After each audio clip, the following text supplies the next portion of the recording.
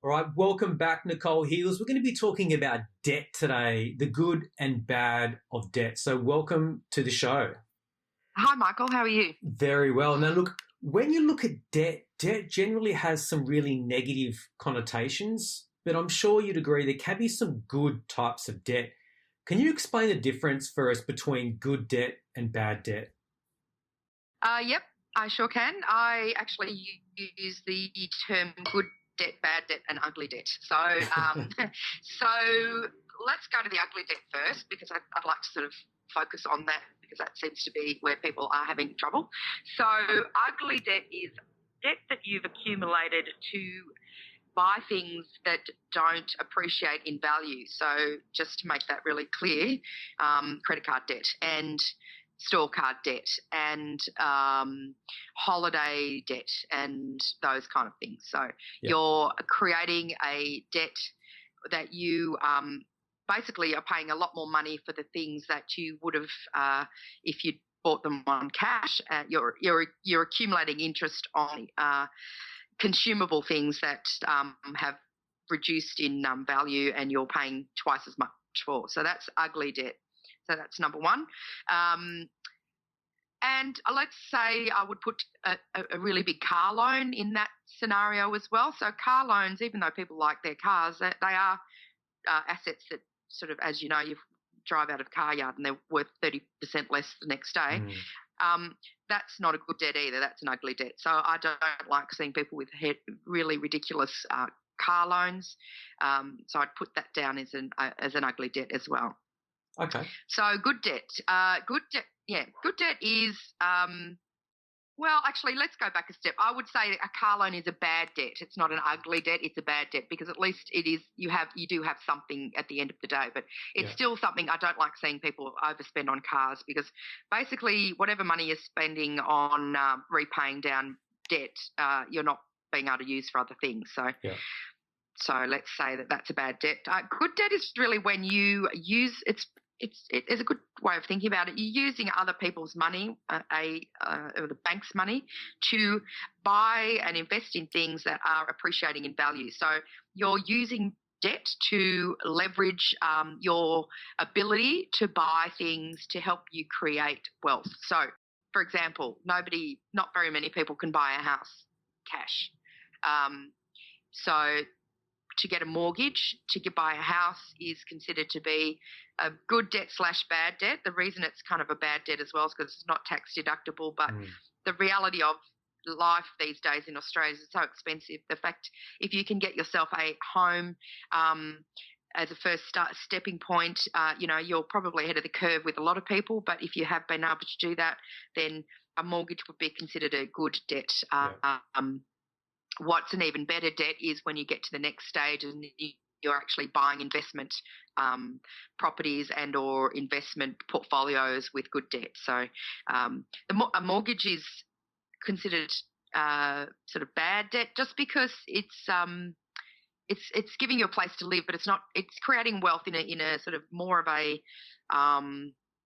passive way. But as we all know, the property prices in Sydney and Melbourne and other places in Australia have gone through the roof. So the reality is you create equity in your property, which means your house has gone up in value and you owe less. You've got maybe a house is worth $1 million and you owe $500,000.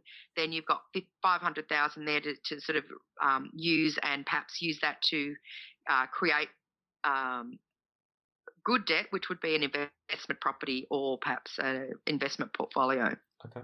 So really, in a nutshell, what we're talking about is if we're going to have debt or take on that level of debt, it's around what you use to buy that debt, and having something that's going to go down in value is obviously bad debt, or investing in something that's going to appreciate in value is obviously good debt. So when we look at debt and taking on, you mentioned the word leverage there before, so that probably by default brings in the notion of risk. And obviously, if you're using that money to buy different assets, you do need to be careful with the level of risk that you're taking on with that. Could you talk us about that a little bit more? Taking on debt that you need to be able to very comfortable with the amount of debt that you're taking on board. I'm a mortgage broker as well as an financial advisor, and I see a lot of people taking on debt that it's just too much. So when you're taking on debt, it's a two-edged sword. You're creating the opportunity to create more wealth, but you're also creating the opportunity to lose more wealth. So when the markets drop, you've increased your risk by taking debt on board as well. So when the markets are running well, you've given yourself the ability to buy a property or a share portfolio or a managed fund or whatever it may be, to create wealth. But when the markets drop and you've still got the same amount of debt, and all of a sudden the asset that you've got against that debt drops, then you're potentially I wouldn't say maximising your risk, but you're increasing the level of risk. So you've got to be really careful. You always need a buffer. And what I'm seeing is people going right to the edge, borrowing just the right amount that they can afford now, not having any contingency plans or thought process around the fact that the interest rate is so cheap at the moment. It's the cheapest it's ever been. It's normally around 7%. So you really need to consider the fact that if you've got any debt, that you should be, and I'm talking about mortgages and investment mortgages, things like that, you need to be considering an interest rate of between 7 and 8%. Okay, so that's the long term. So that's a really good point there. So what you're saying is that the interest rates being at a historically low level, if we're taking on debt, we should be factoring in as if the repayment levels were 7 or 8%. Did I get that right? Yep. Definitely. So the banks will do that if you go for a loan, if you go for a mortgage. The banks, the calculators that they use actually do factor in at most of them at 7.25. So when you're going for a loan and you think you can borrow, you've done your maths and you think, oh, it's 4%, I can borrow this much money. All of the calculators within the banks have all got a buffer. They're all looking at about 7.25%, and some are even up to 8%. So they are factoring in a comfort level that you can afford if something went wrong and your interest rates went up. So, I mean, I am old enough to have bought a house in the 80s, and my mortgage went up to 18% within 6 months of me buying a house, and I was 21, and that was revolting. So I'm very conscious of people being aware of what things. I don't think it's ever going to get to that again, but the reality was I was young enough to be able to have a second job, get people in and help me pay my mortgage. But if you're a family and you've got kids and you're on one wage, you really have to be careful about the amount of debt that you take on board, because if you can't repay the debt, especially around a mortgage, the banks will foreclose on you and they'll take your house away from you. So you've got to be really careful. So you said something was really interesting there. So you said around having a buffer, and I think sometimes I would imagine in this environment of low interest rates, you can get lulled into a bit of a false sense of security. And what I mean by that is obviously you're saying the banks will factor in, but let's just say you get a loan and you're paying 4% interest. If the rates, and obviously they will historically go to 6%, you've actually increased your repayments by 50%. So you get that evil side of leverage, I guess, in terms of interest rates going up. And talk us through that, around that need to service that debt when the interest rates do go up. Yeah, I mean, once the interest rates go up to 7%, you really need to have that in mind when you take on a loan.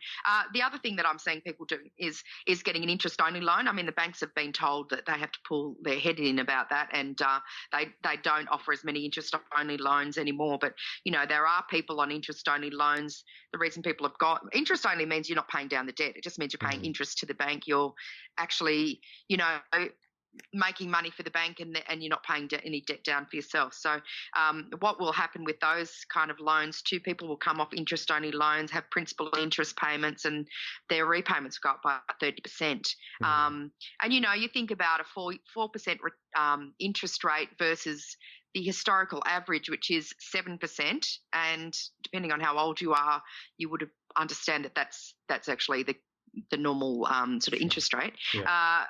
You're doubling the cost of living in your own house. So, or your investment property that you've bought, your investment property that the rent's coming in and it's paying 3% rent return, and all of a sudden you've got a 7% mortgage repayment that you're just throwing money at the banks to just keep yourself afloat. So you really have to be aware of that. And it is a false sense of security. And it's just another one of those things we talk about, good money management. Just, you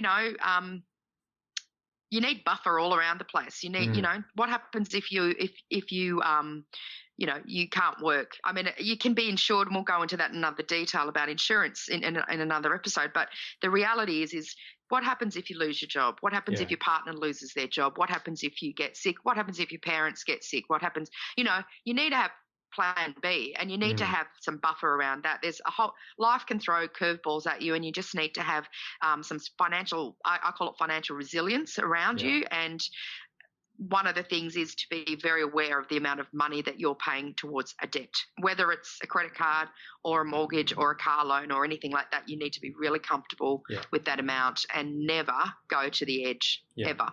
Okay. Well, we're going to talk about, as you said, insurance in a whole different episode. But looking at debt, I don't know whether you've read that book, Rich Dad, Poor Dad by Robert Kiyosaki, and he talks a lot in it around using debt to build financial freedom.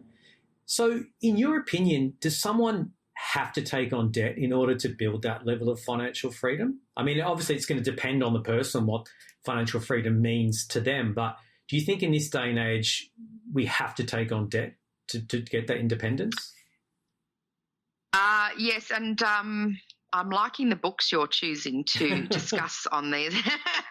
The books you're commenting on are excellent books. Both the Richest Man in Babylon we spoke about and the Rich Dad Poor Dad. They're excellent books to read. They're really easy to read. Okay, in this day and age, let's say, how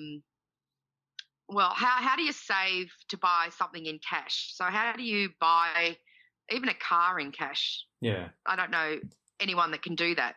How do you buy a house in cash? So how do you, so those sort of things that are creating your wealth, how do you buy an investment property in cash? I mean, you don't. You can barely, you can barely get enough for a deposit these days. And so you do need to, it's using other people's money to help you create your own wealth. So it's using the bank, but you can use the bank in a way that suits you rather than suits them. And that's kind of one of the benefits of talking to an advisor or a mortgage broker is really you can really get the strategies around you can make this work for you. Yeah.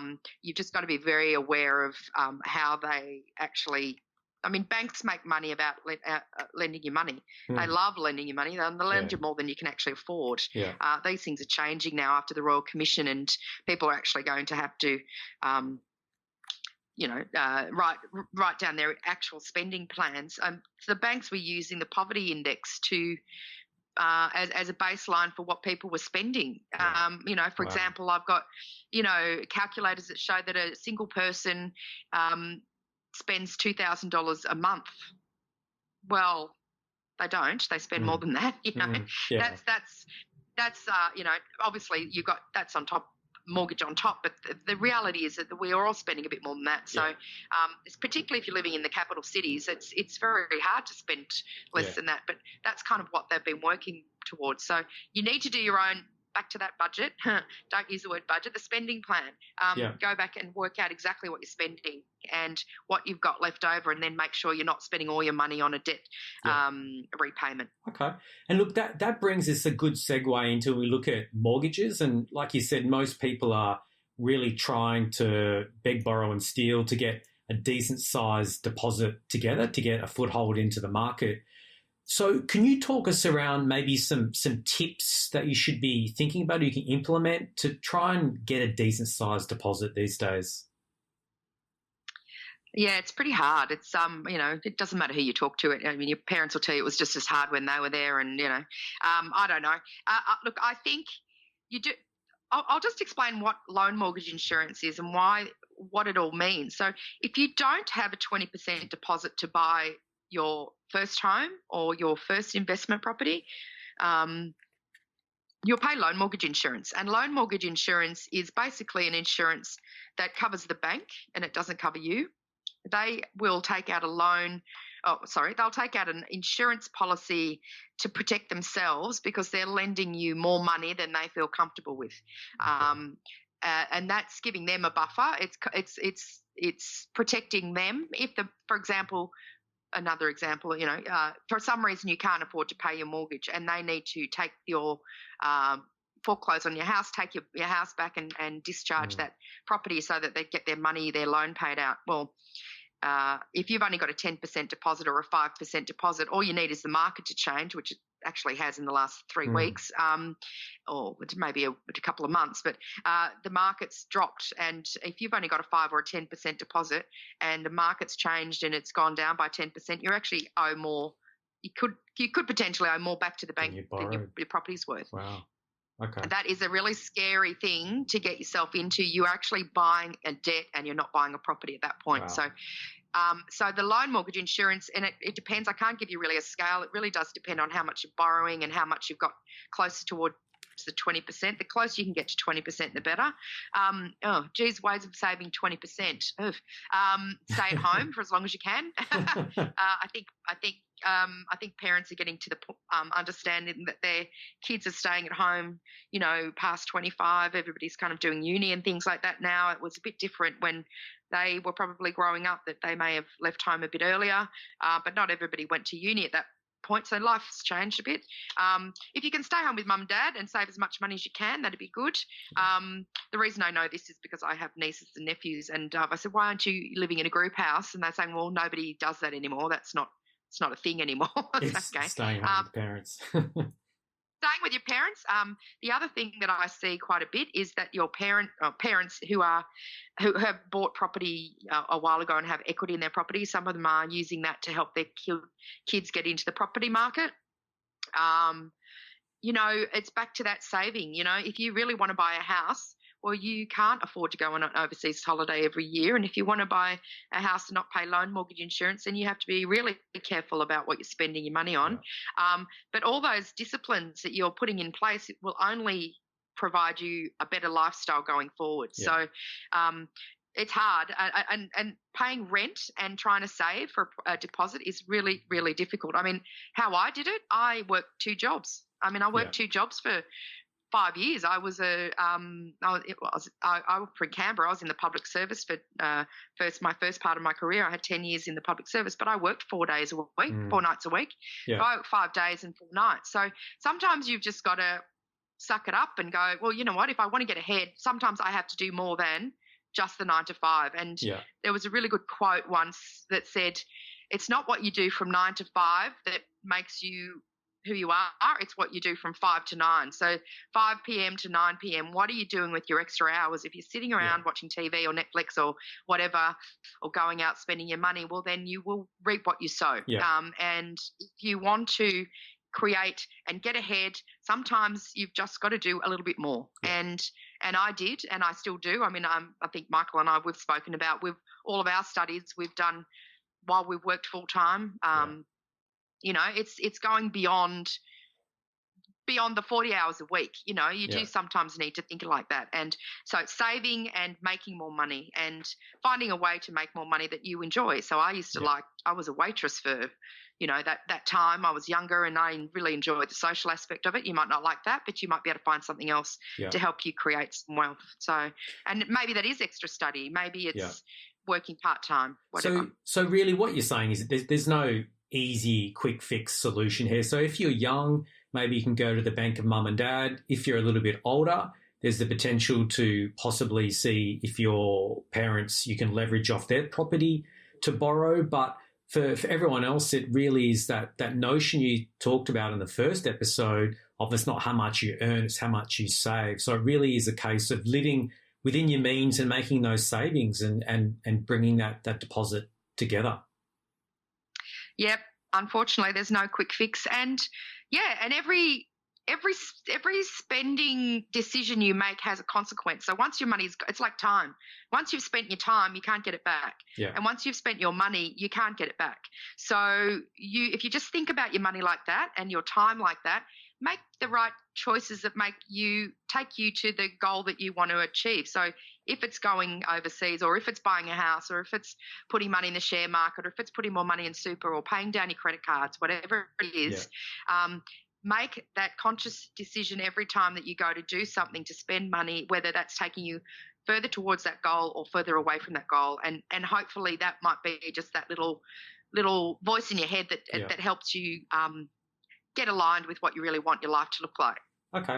So I would imagine that's a good lead into when we talk about bad debt, because obviously if you're trying to save money as a deposit for a home, having that bad debt can be a real weight around your neck. So if you've got someone who's struggling with, as an example, bad credit card debt, what would you recommend as the first steps that you can take to get out of that? Because obviously I imagine you would say that's got to be your first port of call to really get out of that cycle of debt before you can start to take those steps ahead.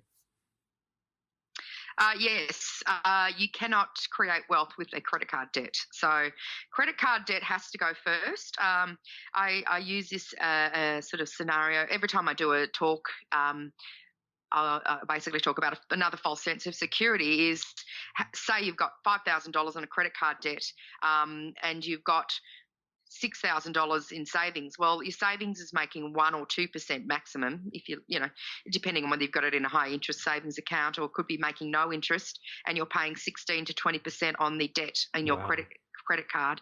You just do the sums there. You just look at the difference in the interest, and you're minus 19 or 15 to 90% behind the 8 ball by having a credit card debt sitting there. Yeah. So the number one thing to do is stop using your credit card. Number one. Chop it up. cut it up. Get a debit card. And if you're having trouble paying off your credit cards, they're so insidious. You'll see on the credit card, the bottom of your credit card statement, it actually will tell you how long it would take you to pay off a credit card if you pay the minimum, and it will be looking like 20 years, something like that, and the amount of money that you're paying back to the bank. So if you're having trouble paying off your credit card every month, don't use a credit card. If you're one of those people that use a credit card and then pay it off every month and don't pay in interest, well, then that's probably something that's not bothering you, but you may be spending more money anyway. Yeah. But if you've got a credit card debt that you are really struggling with, stop using your credit card, cut it up, go online, again, go to Google and say best credit card transfer balance, and Google those words, and you will see some banks offering to transfer your credit card balance across for a certain amount of time at a 0% interest. What you want to do is find the bank. You can't transfer to your own bank. So if you're, say, with ANZ, you'd need to look at the other banks, or if you're Westpac, you need to look at the other banks. But find a credit card balance transfer with the longest term, with a 0 interest, and transfer your money across to that bank account, and don't use that credit card to buy anything. Usually you'll find that 75% of your balance will be transferred, and the other 25% will stay with your original credit card. Yeah. So you need to start then concentrating on paying that credit card with the highest interest rate first, and then going. Always look at the highest interest rate first, always. But if you can get the majority of your money across to a 0 interest rate balance, then what you can do is say, well, divide the amount that you owe by the amount of the time. Like, say, for $5,000 over 3 years, go 5,000 divided by the months in the year, and work out what you need to pay back every month to reduce that debt. You don't want to be doing that very often, because you'll end up with like a trail on your credit card.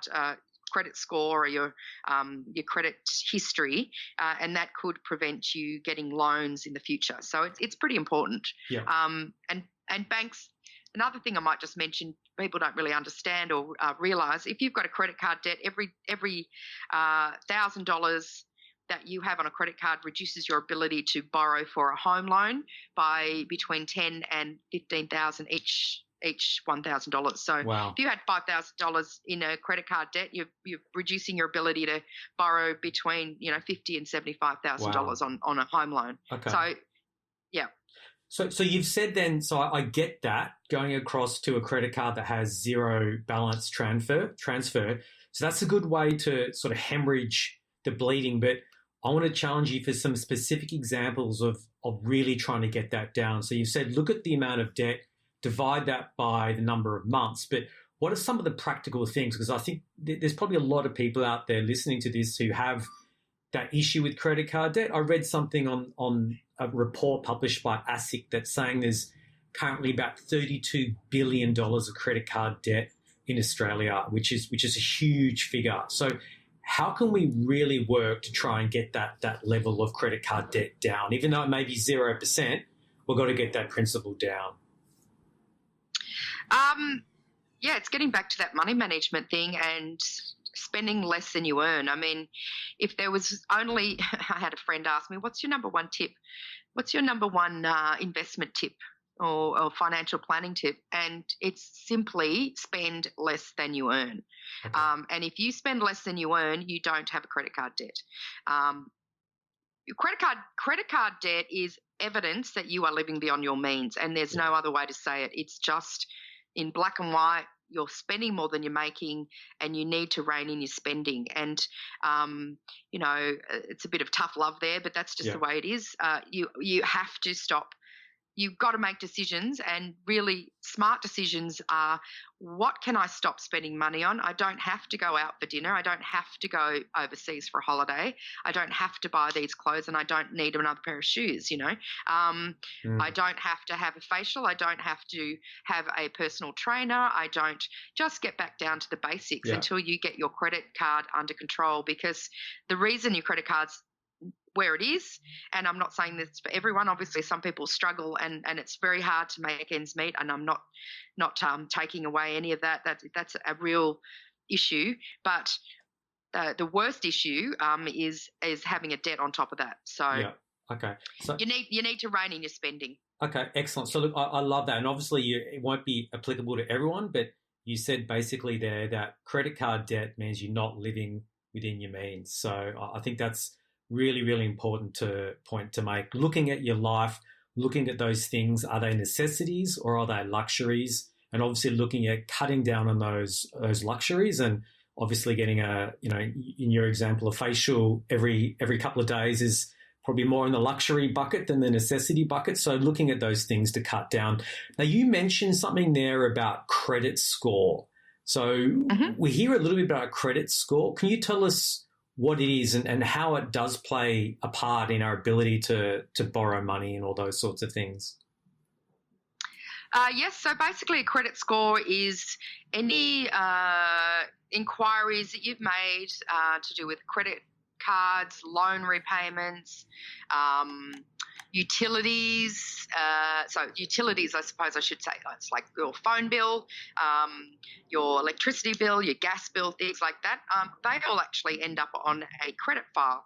And your credit file, if you have, and then basically you get a credit score. Now, I'll just, while I'm talking about this, I'll also say there is an online, you can find out what your credit score is, and it's an free online website. It's called Credit Savvy, free credit score check.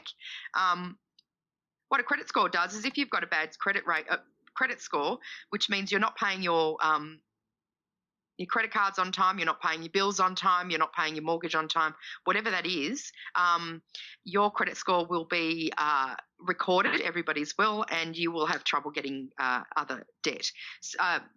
Other loans to help you create some wealth. So let me give you a really interesting example that happened to me just this month. I was helping one of my clients get an investment property loan and refinancing their loan for a cheaper rate. So that's what we were doing. They both make over 100. Oh, well, between the two, they were on 300 and something $1,000 a year. They've had their house for 10 years. They've never made a missed payment. But what came up when the banks, I didn't even bother doing a credit check on them because, after the conversations we had, it just didn't seem that it was necessary. I changed my processes now, and I'm actually going to be doing a credit score check on everybody because we found out, or the banks did a credit check, and the lady had a Vodafone account that hadn't been paid for 5 years ago. Well, she was paid, but it came up as a default. So the banks actually said, well, we're not interested at this point. We're not going to take you on as a customer. And it was a mistake by Vodafone. She had paid the bill. It was $500. It was 5 years ago, and that created an issue. And this is what we're dealing with. This is the kind of environment that we're dealing with, and particularly after the Royal Commission, banks are being very picky about who they're putting on their books because they don't want defaults and things like that. So yeah. It's Big Brother. It really is. You're not getting away with anything. So if you are late with your payments, even if it's 2 days late with your credit card payments, that will come up on your credit score as you maybe being in a default position. So you just need to clean it up. So in that's exactly what I was going to ask there. So how do you clean it up if you have had a few late payments or whatever? In the case of your clients, how do you do it? How do you get your credit score back on track? Well, if you do have issues with, first of all, you'd want to have a look and see what things are coming up on your score. If you've got something that's a default, it's not something that I deal with day to day, but you could ring the provider to see whether that default can be removed. I think they last for about 5 years for some. I might have to check that, but it's about 5 years that they're sitting on your credit score. You can go into payment plans. You can speak to. Hello, can I plug someone? Yeah, I think is brilliant. Go for it. There's a lady called Kitty Thomas, and she has a business called Debt Angels, and if you go and you see a bad credit score and you are having trouble with your credit cards, please go and see her. It's Debt Angels Solutions, I think it's called now, and she will help you try and work out how to clean up your credit score. But I would Google again. See, it's all very relative, but you need to have a clean history. So you need to be able to show the banks that you have been good at repaying your bills over a certain period of time, and it'll depend on the bank. Some of them are a lot more conservative than others. But if you have got a bad credit rating, it would be worthwhile having a chat and to Kitty, and she might be able to help you a little bit more than that. It's not the sort of area that I deal with, but I'm sure. I'm just going to Google it and see whether there was something how to clean up your credit score. But you need to repay your debts. One thing, you can't have anything outstanding. That's for sure. Absolutely. Look, as we end up on this section of debt, is there any final tips or tricks you want to you can give so that the listeners can walk away with? Yep. Make paying off your credit card a priority. If you can do a balance transfer, do a balance transfer. Please don't use that as a stopgap every time. You can't do that over and over again because that'll just make you look like you're not. Well, it won't make you look like you're not managing your money. It'll be obvious that you're not managing your money. It'll be evidence on file that you're not managing your money. So I would focus on that first, credit card debt first, which includes store cards, looking at car loans after that is that they're quite high interest rates. Try and saving a 20% deposit for a house. It's difficult, I know, but being aware if you can't do that, what is the loan mortgage repayments going to cost you? And they can run into thousands of dollars. I mean, I've seen some for $6,000, I've seen some for $12,000, and that's you paying an insurance premium, so the banks are happy to lend you the money. So I would look at your spending again, have a look where you can save. Always don't get an interest-only loan. all you're doing with that, if you buy a house on an interest-only loan, it just means that you're actually, instead of having a 30-year term to pay off your debt, what you're doing is you're having the first 5 years of an interest only, which means that then you actually you transfer across to a principal and interest loan on the 6th year. And now you've only got 25 years to pay a 30-year loan. So you're actually kicking the can down the road, and you are disadvantaging yourself in the long run. So you're paying more interest, and then you're making the repayments higher for you in 5 years' time. So just be really careful about those things. Sometimes I know it's hard not to do that, but look, I'm not a financial advisor and mortgage broker for no good reason. I became a mortgage broker and a financial advisor because I couldn't find somebody that I could speak to about it. So I've just kept learning and learning and learning, and I've been learning this stuff for years. And I can guarantee you, if you go and see somebody that knows what they're talking about, they will be able to give you all this sort of information and talk you through the pitfalls of and the risks of all of those things. But interest-only loans are really something that I wouldn't recommend anybody get involved with anymore. So that would be so credit card debt, car loans, spending. Look at your spending. Don't go on a holiday on credit. Save up first. Go old-fashioned. Go retro. Save first, spend later. Yeah. That's really the number one thing. Some great tips there, Nicole. And if someone wanted to get in contact with you to find out more about what you do and what you could offer them, what's the best way to do that? Yes. So you can go to my website, which is Nicole Heals Financial, and I have a Facebook page, Nicole Heals Financial. I've got an Instagram page, which is Nicole Heals. If you go to my website too, you can sign up for my newsletter. I also every week have updates on my Facebook page and also my Instagram page and also my LinkedIn page. So I've got lots of social media going on, and that you can just sort of log in and just listen to what I've got to say on a weekly basis. I don't know, do I put 2 or 3 out a week? And I'm just trying to provide information to people so that they can learn. So give me a call. My phone number is 0417 167 024, or go to my website and have a read. Perfect. Happy to help. Thank you very much, Nicole. I really appreciate it. No, my pleasure. See ya.